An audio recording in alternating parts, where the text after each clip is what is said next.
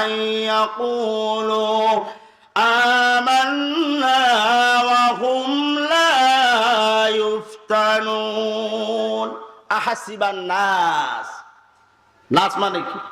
মানব সকল মানুষেরাকে মনে করে রেখেছে যে আইয়াকুলু আমান্না, আমরা ঈমান এনেছি আর এমনিতেই ছেড়ে দেওয়া হবে।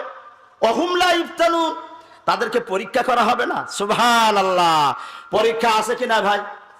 পরীক্ষা নেই কাদের? যারা ছাত্ররা তাদের তো আর পরীক্ষা হয় না, যারা স্টুডেন্টস তাদের পরীক্ষা হবে। কিন্তু আজ বহির্বিশ্ব সহ বাংলাদেশে পরীক্ষা দিচ্ছে কারা? পরীক্ষা কারা দিচ্ছে? এবং পরীক্ষার হলে ঢোকে না কারা? ছাত্র না কারা? এই পরীক্ষা আদম থেকে শুরু করে একেবারে আখিরি জামানার পয়গম্বর পর্যন্ত পরীক্ষায় উত্তীর্ণ হয়েছে, বলেন সুবহানাল্লাহ। সাহাবায়ে কেরাম রিদওয়ানুল্লাহ আলাইহিম আজমাইন তারাও পরীক্ষা দিয়েছেন। যুগে যুগে নবীদেরকে আল্লাহ তাআলা পাঠিয়েছেন, আর টক্কর লেগেছে সাধারণ মানুষের সাথে নয়, টক্কর লেগেছে, সংঘাত হয়েছে রাষ্ট্র ক্ষমতার সাথে। কথা ঠিক কিনা? ফেরাউন, মুসা, হ্যাঁ, ইব্রাহিম, কে বলেন তো? নমরুদ, আল্লাহর রাসূল আবু জেহেল। এইভাবে সাধারণ মানুষের সাথে নবীরা কোনো সময় টেক্কা দেন না। সাধারণ মানুষের সাথে আপনার নবীদের কোনো, যে যেরকম পাওয়ারফুল মানুষ তার সেরকম দাওয়াতি কাজ করতে হবে। সুবহানাল্লাহ। আপনি একটা আলেম মানুষ, বড় ধরনের বাপের আলেম, একজন এই ভুই নিংলছে ও জায়গায় বলতেন, ভাই হাল আর গর্দান জানো? মাজি মোস্তাকবেল হাল কাকে বলে? অতীতকালের একটা বর্ণনা দাও। এরকম হবে না ভাই, যে যেরকম কোয়ালিটির মানুষ, নবীরা হচ্ছেন পৃথিবীর সবচেয়ে হাই কোয়ালিটির মানুষ, এবং দাওয়াতটা হাই কোয়ালিটির মানুষ রাজাদেরকে দিয়েছেন, বলেন আলহামদুলিল্লাহ। দিতে গিয়ে পরীক্ষার সম্মুখীন হয়েছে। তারা তখন স্টিম রুলার চালানো শুরু করেছে নবীদের বিরুদ্ধে। চালায় নাই? রাসূল পাক সাল্লাল্লাহু আলাইহি ওয়াসাল্লাম কাবা শরীফের ছায়ায় আমরা ছিলেন। এমন সময় হযরত খাব্বাব গিয়ে বলছেন, ইয়া রাসূলুল্লাহ, ইয়া হাবিবাল্লাহ, আলা তাস্তানসিরু লানা, আলা তাদউ লানা, আমাদের জন্য কি একটু দোয়া করবেন না? আল্লাহর কাছে কিছু আমাদের জন্য একটু সাহায্য চাইবেন না? আমরা তো মার খেতে খেতে শেষ হয়ে গেলাম। রাষ্ট্র শক্তি, সমাজ শক্তি আমাদেরকে ধরে নির্যাতনমূলক আচরণ করছে। ইয়া রাসূলুল্লাহ, আমাদের জন্য একটু আল্লাহর দরবারে দোয়া করেন। হযরত খাব্বাবের কথা শুনে আল্লাহ রাসূল উঠে বসলেন আর বললেন, ও খাব্বাব শোনো, এই পৃথিবীতে তোমাদের আগে যারা দ্বীনের দায়ী হিসাবে কাজ করেছে, ইসলামের দাওয়াত যারা দিয়েছে, রাষ্ট্রশক্তি তাদেরকে ধরেছে, ফায়ুফারুফিল আর, এবং জমিনে গর্ত করে রেখেছে, কবর পর্যন্ত গর্তের ভিতরে ঢুকায় দিয়ে মাটি চাপা দিয়ে, এরপরে ফায়ুজালা আলা রাসিহি, এরপরে ধারালো কোনা তার মাথায় রাখা হয়েছে, ফায়ুজালু ফিহা নিসফাইন, এরপরে কোরাত চালায়া জীবিত মানুষটাকে দ্বিখণ্ডিত করে ফেলেছে। সুবহানাল্লাহ। এত কষ্ট দেওয়ার পরেও, এত নির্যাতন দেওয়ার পরেও দিন থেকে লা ইয়াসুদ্দু আন দীনি, ইসলাম থেকে এক চুল পরিমাণ সরাই দিতে পারে নাই। ও খাব্বাব শোনো, তোমরা তাড়াহুড়া করো না, ইসলামের বিজয় আসবে। সানা থেকে হাদারা মাউত পর্যন্ত অলংকার নিয়ে নারী চলবে, সওদাগার চলবে, রাতে চলবে, দিনে চলবে। লা ইয়াখাফু ইল্লাল্লাহ, তাদের অন্তঃকরণের ভিতরে আল্লাহর ভয় ছাড়া কোনো ভয় থাকবে না। এমন সময় সামনে অপেক্ষা করতেছে, ধৈর্য হারা হয়ো না। সুবহানাল্লাহ। এরকম তখন যে ইসলাম কবুল করে, সে যদি গরিব মানুষ হয়, তার গরুটা কেড়ে নিত, ব্যবসার গাড়িটা কেড়ে নিত, দোকান বন্ধ করে দিত, দোকান জ্বালায় দিত। সে যদি কোনো ধন পরিবারের লোক হয়, আবু জেহেল সদস্যদের নেতৃত্বে বলতো, তোমাদের লোককে তোমরা সাইজ করো, মোহাম্মদকে পদত্যাগ করতে কও, মোহাম্মদের ধর্ম ছাড়তে কও, নইলে আমরা কিন্তু ব্যবস্থা করবো, তোমার ভাই তুমি শাসন করো। এই অবস্থা চলতেছিল। এই অবস্থায় প্রেক্ষিতে মধ্যে মুজাহিদ যারা পদবার টিকেছিল, এমন একটা সংজ্ঞা এসেছিল তাদের মনে, কোন মুহূর্তে কেউ অত্যাচারের শামিল হয়ে যায়। এই অবস্থায় আল্লাহ তাআলা আয়াতে কারিমা নাজিল করে দেন, আহাসিবান নাস, তোমরা সংশয় ভোগ করতেছো, আহাসিবান নাস আইয়ুতরাকু আয়াকুলু আমান্না, তোমরা বলবা আমি ইমানদার, আমি ড্রাইভার, আমার জমি এত না, অথচ দলিল নেই, গাড়ি চালাতে পারো না, অথচ তোমার আমি একেবারে ড্রাইভার বলে ফার্স্ট ক্লাস সার্টিফিকেট দিয়ে দেব, লাইসেন্স দিব, এমনটি নয়। তোমাকে আপনার পরীক্ষার চূর্ণি অতিক্রম করে দেখাতে হবে তুমি সত্যিকার অর্থে মুখে দাবিদার না বাস্তব পন্থী। বলেন সুবহানাল্লাহ। এই রাসূল পাক সাল্লাল্লাহু আলাইহি সাল্লামের সবাই সৎ সাহাবী মুখের দাবিতে সত্যবাদী, বাস্তব জীবনেও সত্যের পক্ষে দিয়ে আপনার শহীদ হয়ে জীবন উৎসর্গ করে দেখিয়ে দিয়েছেন সত্যকে কিভাবে প্রতিষ্ঠিত করতে হয়। বলেন সুবহানাল্লাহ। তাহলে সত্য যখন মানবেন, হাদিসে কুদসির ভিতরে এসেছে আপনার আমল যখন আম্বিয়া আলাইহিস সালাতু ওয়াস সালাম এবং সাহাবায়ে কেরাম রিদওয়ানুল্লাহ আলাইহিম আজমাইনদের বর্ডার সীমান্তের কাছাকাছি যেই পৌঁছাবে সেই আপনার উপরে নির্যাতন, নিপীড়ন, স্টিম রুলার নেমে আসবে। অন্যথায় মুনাফিকি আমলে কোনো পরীক্ষা আপনার হবে না। হ্যাঁ, গিরগিটি দেখেছেন তো? গিরগিটি মানুষ দেখলে এক রূপ ধারণ করে। অনেক হুজুরের আবার দুটো টুপি থাকে, দুটো তিনটে টুপি থাকে। মানুষ জঞ্জাট দেখলে দেখে যে এই জায়গায় সব গোলাপ সাল মার্কা, তখন ওই 5 কলিটা মাথাতে বের করে ধাবাই দেয়। আর দেখে এই জায়গায় কোনো পন্থী নেই, তখন গোল টুপি মাথায় দেয়। আর এক শ্রেণীর মানুষ আছে যতই বাধা বিপত্তি হোক না কেন, যারা জীবন যা মাথায় দিয়েছে তাই মাথায় দেয়, তাই কেউ সালাম দেখ আর না দেখ। এরকম মুনাফিকি যারা, এজন্য আল্লাহ রসুল বলছেন কিয়ামতের দিন ওমরকে লক্ষ্য করে বলছেন, ওমর বলতে পারো ইসলাম কিসে ধ্বংস করবে? আল্লাহ রসুল 3টি কোয়ালিটি বলেছেন, এই 3টাই হাটলাইন। বলে আল্লাহু আ'লামু ওয়া রাসূলুহু, আল্লাহ এবং রসুল ভালো জানেন। আল্লাহর নবী বলেন, ওমর জাল্লাতুল আলিমি, এক শ্রেণীর আলেমদের কারণে ইসলাম ধ্বংস হয়ে যাবে। ওয়াজিদাদুল মুনাফিকি বিল কিতাব, আরেক শ্রেণীর মুনাফিকদের কারণে ইসলাম ধ্বংস হবে। তারা আল্লাহর কোরআন নিয়ে ঝগড়া বিবাদ করবে। ওয়া হুকমুল আইম্মাতিল মুদাল্লিল, আর এক শ্রেণীর পথভ্রষ্ট শাসকদের কারণে ইসলাম ধ্বংস হয়ে যাবে। আজকে সারা বিশ্বের মানচিত্রের দিকে তাকালে দেখা যায় 3টাই এখন হার্ড লাইনে চলছে। কথা ঠিক কিনা?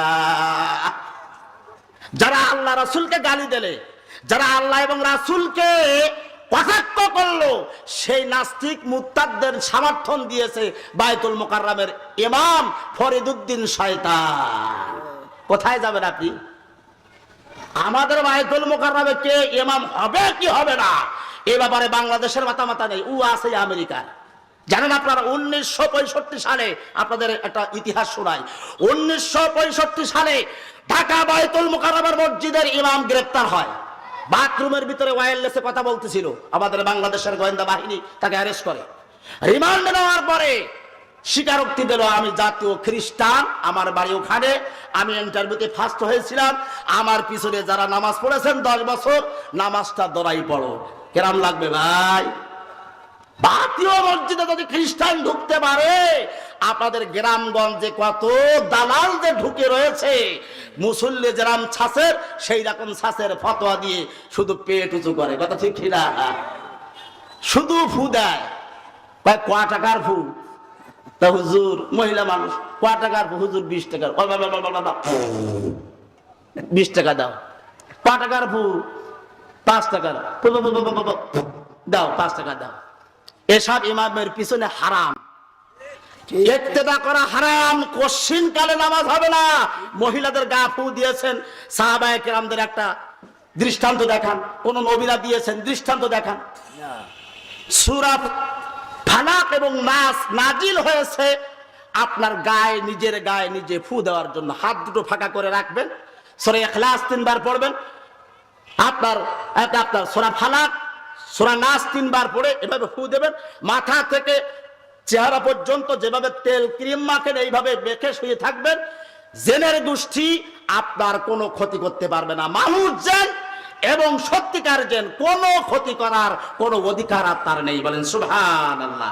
এইটা উপহার দিয়েছে এই জন্য। আর আপনি বউকে নিয়ে যান ও হুজুরের কাছে, যাতে করে ফু দেয়। এই ফু দেওয়া, তাবিজ কাবিজ করার কোন ইতিহাস ইসলাম সমর্থন করে না। নিজেকে কোরআন শিখতে হবে, অন্যথায় ইসলাম রক্ষা করা যাবে না ভাই। ভাইরা আমার, তাহলে আমাদের পরীক্ষার চুন্নি অতিক্রম করতে হবে, হুম লা ইফতানুন, পরীক্ষা দিতে হবে। এখন পরীক্ষার সম্মুখীন হতে হবে। পরীক্ষা দিতে গেলে কি করতে হবে? পরীক্ষার জন্য লেখাপড়া করা প্রয়োজন। পরীক্ষার জন্য আপনার কি করা প্রয়োজন? আপনার মনোনিবেশ করা দরকার আল্লাহ এবং রাসূলের দিকে। অন্যথায় মূর্খ মানুষের জন্য পরীক্ষা নেই। যারা আপনার প্রাইমারিতে আছে পরীক্ষা সেরকম হবে, যারা হাই স্কুলে আছে তারা পরীক্ষা সেভাবে দেবে, এবং যারা ভার্সিটিতে আছে তাদের অত্যন্ত জটিল প্রশ্নের উত্তর সেভাবে দিতে হবে। এই জন্য হযরতে আলী রাদিয়াল্লাহু তাআলা আনহু তীরবিদ্ধ হয়েছিলেন। হাদিসটা হয়তো জাল বা সন্দেহপ্রসূত, কিন্তু আলোচনায় মুফাসসিরুন দেখেছেন যে এই নামাজের ভিতরেও ক্লাস আছে, 1 2 3 4 5 6 7 8 9 10 এভাবে করে ডক্টরেট নামাজ যখন হবে তখন নামাজ আপনার যত লম্বা করবেন আপনার সময় ততই শেষ হয়ে যাবে। বলেন সুবহানাল্লাহ। নামাজের মজা মানুষ আলাদাভাবে পাবে। এই জন্য আব্দুর রহমান আস-সুদাইস পড়তেছে, ইয়াকা না'বুদু ওয়া ইয়াকা নাস্তাঈন ইহদিনাস সিরাতাল মুস্তাকিম সিরাতাল্লাযীনা আন'আমতা আলাইহিম। ইয়াকা না'বুদু, আল্লাহ তোমার ইবাদত করে, ওয়া ইয়াকা নাস্তাঈন, আর তোমার কাছেই সাহায্য চাই। কান্নায় মসজিদে আপনার হেরেম ভিজে যাচ্ছে মানুষের কান্নায়, সাবেক সামনে কাবা, আর দাঁড়ায় বলতেছে ইয়াকা না'বুদু, আল্লাহ তোমার ইবাদত করি আর তোমার কাছে সাহায্য চাই। কথাটা বোঝার কারণে তাদের চোখ দিয়ে পানি বস্ত্র বিগলিত হচ্ছে। বলেন সুবহানাল্লাহ। অন্তত 5-6 মিনিটের মতন সূরা ফাতিহা ওখান থেকে আটকে গেছে, ছাড়াতে পারে নাই কান্নার কারণে। আল্লাহ রাব্বুল আলামিন বলেন, তোমরা যারা পরীক্ষা দিবা আর এরকম ধরনের পড়াশোনা করে যখন নামাজ পড়বা তখন তোমাদের অবশ্যই অবশ্যই আল্লাহর প্রতি এরকম আস্থা আসবে, পৃথিবীর কোনো ক্ষমতাশালী তোমাদেরকে পদস্থ করতে পারবে না। সুবহানাল্লাহ। সন্ত্রাস দমন করবেন অল পৃথিবী আজকে অবাক। আমেরিকার মতো দেশে আমাদের এমপি সাহেব গেছে রাষ্ট্রীয় খরচে আমেরিকায়, যাওয়ার পরে একটা কসমেটিকের দোকানে, গরমে কসমেটিক কিনতে, উনি কসমেটিক কেনার জন্য দোকানে গেছে, পুলিশ একটা গেছে 5 উনি টাকা দিয়ে একটা কসমেটিক্স কিনছে, ক্রিম। পুলিশ টাকা দেওয়ার সময় তার এই বুট জুতো খুলেছে, মোজা খুলেছে, মোজার ভিতর থেকে 10টা টাকার নোট বের করেছে। এমপি সাহেব ছাড়ে নাই। একটি অবস্থা, আপনার হাতে একে 47 কাছের রিভলভার, এরপর আপনার গোটা শরীর চাই অস্ত্র, আর 10 টাকার নোট জুতোর খুলতে, মোজার খুলতে বের করতেছেন। কারণটা কি? বললো যে স্যার আপনি বাংলাদেশের সরকারের আপনার এমপি সাহেব, আপনার সাথে সত্য তো কথাটা বলি, আমরা যে অস্ত্র নিয়ে ঘুরি আমাদের কাছে যারা টাকা কাইলা লয় এদের কাছে আমাদের চেয়ে ভারী অস্ত্র আছে। চিন্তা করে, তাহলে ওরা সন্ত্রাসী খোঁজে মুসলিম দেশে দেশে, মুসলিম দেশে দেশে। আমাদের বাংলাদেশে এমন এলাকা আছে, এমন মোড় আছে 24 ঘন্টা খোলা থাকে, 1 সেকেন্ডের জন্য মার্কেট বন্ধ হয় না। কোটি কোটি টাকা বেচাকেনা হচ্ছে, অথচ কোনো পুলিশ নেই, দফাদার নেই, কেউ নেই। বলেন সুবহানাল্লাহ। এটা ইসলামের বদৌলতে হয়েছে, অন্যথায় হয় নাই। কিন্তু তাদের 4টের সময় মার্কেট বন্ধ, আর সকাল 10টার সময় খুলবে। আর 5 মিনিটের জন্য নিউ ইয়র্ক শহরে কারেন্ট অফ হয়ে গেল, আপনার কয়েক হাজার মেয়ে ধর্ষণের শিকার হলো, আর কয়েক লক্ষ গাড়ি চুরি হয়ে গেল। আজকে আপনি এখন সার্চ দেন, দেওয়ার পর আমার ধরেন তারা সে এক্সারসাইজের জন্য সাইকেল নিয়ে মার্কেটে যায়, এক্সারসাইজের জন্য সাইকেল নিয়ে মার্কেটে যায়, গিয়ে সামনের চাকা খোলে, সামনের চাকায় সেকল মারে, আর সামনের চাকাটা খুলে যায়, এক হাতে প্যাকেট আর এক হাতে সাইকেলের চাকা, এইভাবে বাজার করতেছে। দেখেন আল্লাহর কি অসীম করুণা, আল্লাহর এই নিয়ামত। ইসলামী মূল্যবোধে বিশ্বাসী থাকার কারণে এখনো পর্যন্ত আমাদের মুরব্বীদের, মা বাবা, টিচার, শিক্ষক, বিশ্ববিদ্যালয়, আপনার কলেজ, ইউনিভার্সিটি, এখনো যে শান্তিতে ক্লাস হচ্ছে, এখনো যে সম্ভ্রান্ত পরিবার, আপনার সম্ভ্রান্ত ভাবে সবকিছু হচ্ছে, এটা হলো আল্লাহ কোরআনের বদৌলতে হচ্ছে। বলেন সুবহানাল্লাহ। এই জন্য আমাদেরকে একটু ফিকির করতে হবে, একটু ফিকির করতে হবে। সেটা হলো এই জন্য আমাদেরকে এই ফিকিরের ভিতরে ইসলাম কোরআন বুঝতে হবে। অনেক জায়গায় যাবেন শুধু জিকির দেয়, সকালবেলা 100 বার জিকির করবা, দুপুর বেলায় 100 বার জিকির করবা, আর ঘুমানোর সময় 500 বার জিকির করবা। জিকির করতে করতে বেলা হয়ে যাবে 10টায়, জনেও নেবে না, কাজেও নেবে না। কথা ঠিক কিনা? আল্লাহর নবী বলেন নামাজ শেষ হয়ে গেল, কোরআন বলছে সূরা জুমা, ফাইদা কুদিয়াতিস সালাতু ফান্তাশিরু ফিল আরদি ওয়াবতাগু মিন ফাদলিল্লাহ। সালাম ফেরানো হয়ে গেল, আর দেরি নয়, কোর্টে, কাছারিতে, বঙ্গভবনে, ক্যান্টনমেন্টে, আপনার দোকানে, বিশ্ববিদ্যালয়, কৃষি জমিতে, ঘের বেড়িতে ছড়িয়ে পড়ো রুজি তলাশের জন্য। বলেন সুবহানাল্লাহ। আর সেই সময়, রুজি তলাশের সময়, ওয়াজকুর, জিকির করবা। জিকির অর্থ স্মরণ করবা। খবরদার বামাতের ইনকাম যেন তোমরা করো না। সুবহানাল্লাহ। এইটা হলো জিকির। কোরআনে কারিমে যত জায়গায় ওয়াজকুর, জিকির শব্দ এসেছে, কোন জায়গায় লাফানোর ইতিহাস নেই, মুখ দিয়ে বলার ইতিহাস নেই। ইতিহাসটা হলো এই, ব্যাখ্যাটা হলো এই যে আপনি জিকির করবেন অশ্লীলতা থেকে ফিরে আসা, হারাম কাজ থেকে ফিরে আসা, আর হালাল কাজগুলো যথা সময়ে সম্পাদন করা, এর নাম হলো জিকির। বলেন সুবহানাল্লাহ। আর একদল বেরিয়েছে এখন জিকির শুধু লাফালাফি করে, বাঁশের আগায় ওঠে। আছে না? আছে কিনা? এটা হলো জিকিরের অপব্যাখ্যা। এটা হলো জিকির নয়। জিকির, আচ্ছা, কেউ তার স্মরণ করবেন আপনি আল্লাহকে কালা ভাই, আল্লাহ কি বধির? আল্লাহ কি দেখে না? আর সে আজিমে আছে, এখানে কি হচ্ছে দেখছে না? তাহলে আল্লাহকে জোরে জোরে বলে আপনি প্রমাণ করতে চান আল্লাহ কালা, আল্লাহ প্রতিবন্ধী, আল্লাহ কালা মারানি, দেখতে পায় না, এরকম কিছু। তাহলে আমরা কেন আল্লাহকে, এই আল্লাহর গুণকে ধুলির সাথে মিশিয়ে দিয়ে আল্লাহকে কেন আমরা প্রতিবন্ধী বানাতে যাব? ওয়াজকুর রাব্বাকা ফি নাফসিকা তাদাররুআও ওয়া খুফা। অর্থাৎ তোমার প্রভুকে ডাকো বিনয়ী চিত্তে, ক্রন্দনরত অবস্থায়, অনুচ্চ স্বরে, আস্তে আস্তে। ধরেন আপনি জন্দিত গেছেন, ওই যশোরে জন্দিতে গেছেন, যে ওখানে ভুই রচ্ছেন, আর বোর কথা মনে পড়িস, আপনার বোন নাম হলো নাসিমা, ভুই রচ্ছেন, আর এইভাবে বই একটা করে কালি করে লিখতে চান, বলছেন নাসিমা নাসিমা নাসিমা নাসিমা নাসিমা নাসিমা। যদি এই অবস্থা করেন, ওই ক্ষেত মালিক আপনার নেবে জন্দিতি? হ্যাঁ? তাহলে আমি এ কথা মনে, আমার স্ত্রীর কথা মনে উঠবে আমার মনের ভিতরে, আমি তো চিল্লাই না। কেউ যদি অসভ্য ভাবে মানুষের সাথে পরক্রিয়ায় জড়িয়ে পড়ে ফোনে, এখন কিন্তু মানুষেরা এই কোরআনের ব্যাখ্যা করছে যে যেভাবে পাচ্ছে। একটা যুবককে বললাম, তোরা মানুষকে ডিস্টার্ব করিস কেন, এই মেয়েদেরকে ডিস্টার্ব করিস না, বারবার মিস কল দিস, বলিস হুজুর আপনি ও ফতোয়া দেবেন না, এই মিস কল দেওয়া কোরআন শরীফে আছে। তা বলো কোন জায়গায়? তে বলতেছে বাহ, ভালো দলিল ভাই, তোর খুব শক্তিশালী দলিল কোরআন থেকে যে যেভাবে। আরেকজন বলতেছে, আরেকজন পাগল, সে বলতেছে যে পৃথিবীর মানুষ কোনো পাপ করতে পারে না, সবাই নিষ্পাপ। বলে দলিল, নিসফাহু আবিকুস মিনহু কলিলা। নিসফাহু মানে নিষ্পাপ। বলে নাউযুবিল্লাহ। বলতে যে আল্লাহ তাআলা সবচেয়ে বড় খাদেম। কোন জায়গায়? হাত্তা দাকাল উরজুনিল কাদিম। আল্লাহ বড় খাদেম। এই ধরনের ওয়াজ কিন্তু আছে। মুখ্যম সময়ে আমাদের প্রতিবেশী রাষ্ট্র থেকে কিছু হুজুর আসে, এসে বলে কি তা জানেন? তিন গরু,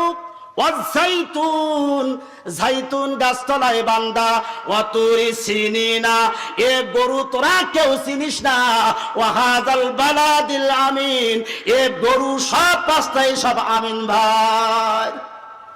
আর আমরা এইভাবে তালে ঠুকতে থাকি। বলেন নাউযুবিল্লাহ।